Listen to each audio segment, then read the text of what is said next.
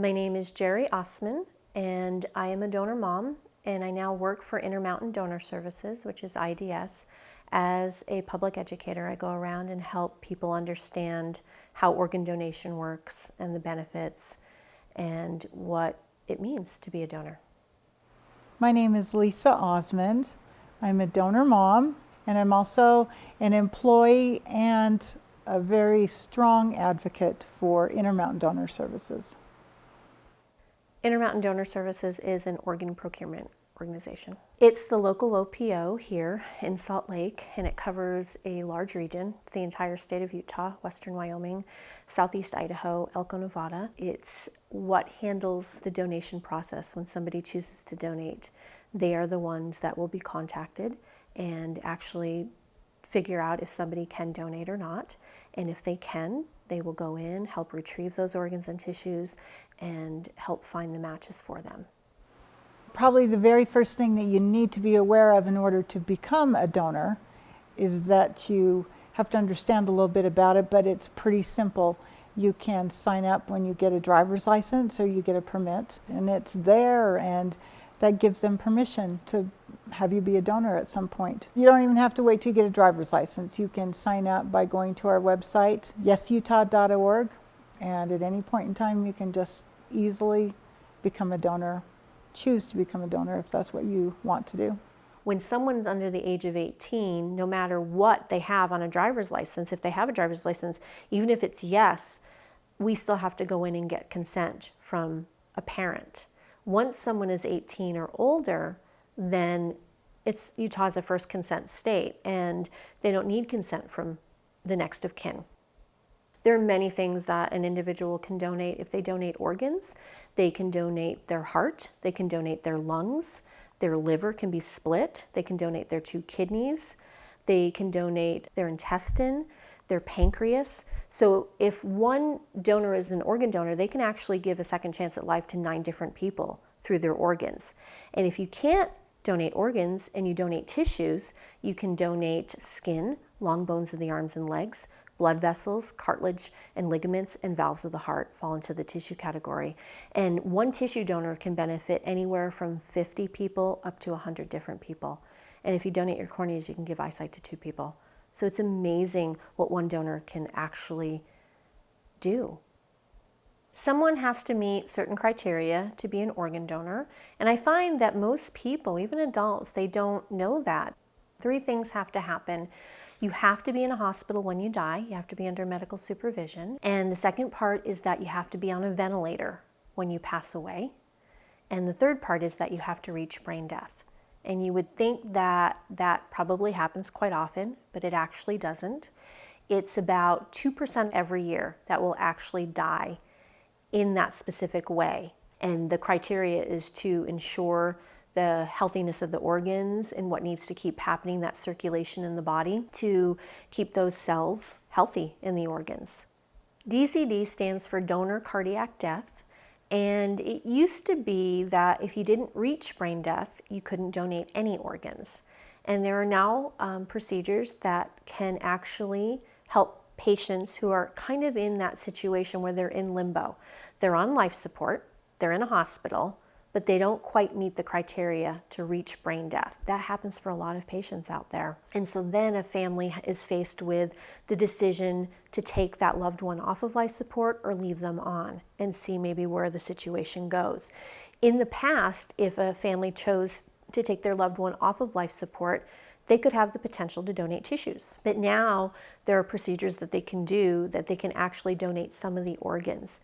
And they may donate a liver and their 2 kidneys. But my son Sebastian, he was one of the very first DCDs here in the state of Utah. And through his situation, they kept talking about it at the hospital, what an amazing thing it was that he was going to be able to do this and how they were going to learn from it and how other people would learn from it. And it really can be a gift for the family also who loses that loved one, to know that their loved one caused a good thing in somebody else's life. There are many misconceptions about organ donation. I would say, I think the one that I hear quite often is that, well, if they know I'm an organ donor, they're not going to do their very best to save my life if I've ever brought into an ER. Well, think about it. Those doctors are assessing your medical needs. They are doing everything possible to save your life. ER doctors actually have nothing to do with organ donation. I find that most people don't even know that. And so it still is a great fear for people. And the bottom line is that any doctor, anywhere, will do their very best to save someone's life. The biggest misconception that I hear most frequently is maybe when a teacher will introduce, that we're going to have Intermountain donor services come in and speak to the class. I'll have some kids say, oh, that's so gross. I just don't think I'm going to be able to sit through that, because what they're going to do is they're going to just take all my stuff and there's not going to be anything left of me. So I hear that a lot, which is just simply not true. And I've had a lot of kids come up to me after class and say, wow, this is really cool. I didn't realize that we could help so many people. Another one is religious beliefs, but every single mainstream religion in this country supports organ donation. They actually all have a statement about it, and I was really surprised because they're all positive. What we need to remember is that that's their opinion, but they are giving their congregations a little, help in understanding that they do support it. They think that it's a good idea. They're not telling them that they have to, but every single religion does support it. You can still have an open casket funeral if you donate, even everything. You cannot tell in any way if somebody did donate, even when they're in that open casket. You're fully clothed in a casket, your eyes are closed.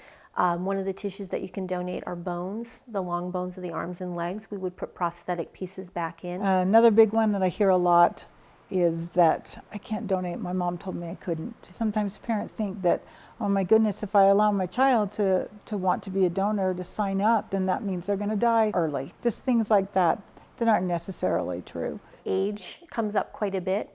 There's no age requirement. There's no age limit. Anyone who wants to be a donor is assessed on an individual basis. And I think one of the biggest ones is that people think, well, I don't have perfect health, so I can't donate. They're not going to want anything from me. They can pretty much work around every illness and every ailment out there, with the exception of an active cancer when someone dies or an HIV or AIDS patient. But everything else, they can work around. I mean, they have taken smokers' lungs because they look at it at, this is a second chance for someone. If they don't get a lung transplant, they're going to die. Just try to have an open mind. Ask questions if you've got them, but just listen to what we have to say. It just opens up their eyes. And then when we start telling stories of actual kids, you see their pictures and you realize those are real people that aren't here any longer, but have made such a huge impact. And they hear their personal story. That changes everything for those kids when they can really relate and they understand that, wow, I could do that too. When I'm not here any longer, then I can still really actually help other people to continue to live. I can't change the fact that I lost my son. We're all going to die someday, and it's different times for each of us. What I can do is embrace it, and I can find the good that can come out of it. And donation is definitely a good thing that can come out of maybe an untimely, unexpected death. It allows that family to have hope in knowing that someone got a second chance. Their loved one still does live on. It's a great gift to families who choose to donate. I know that when I was made aware that my son was not going to recover, part of me just shut down. My ability to think, I could not process even simple little things. And so not having to think about, oh, I wonder what Adam would have wanted. I wonder what this means. Now, is this going to be okay? I mean, I didn't have to question any part of the process because I already was aware and I was educated on the subject, and we talked about it, and my son, I knew exactly how he felt. So that was not something I even had to think twice about. So for me, that was a very kind thing, a very, very kind thing for my son to have told me ahead of time. Everyone has the right to choose. And I do respect someone's choice, even if it's no. I just want them to be able to make an informed decision when they get that driver's license. Really know what they're saying yes or no to. And that's my motivation for going and talking to the groups that I do talk to. And also for them, through Sebastian's story, to realize the importance of having that conversation with their families, because it is a gift to your family when you talk to them. it gives them that reassurance in knowing that, okay, I don't have to guess. I don't have to wonder what my loved one would have wanted. I know exactly what they wanted because they took the time to talk to me. It is a huge gift.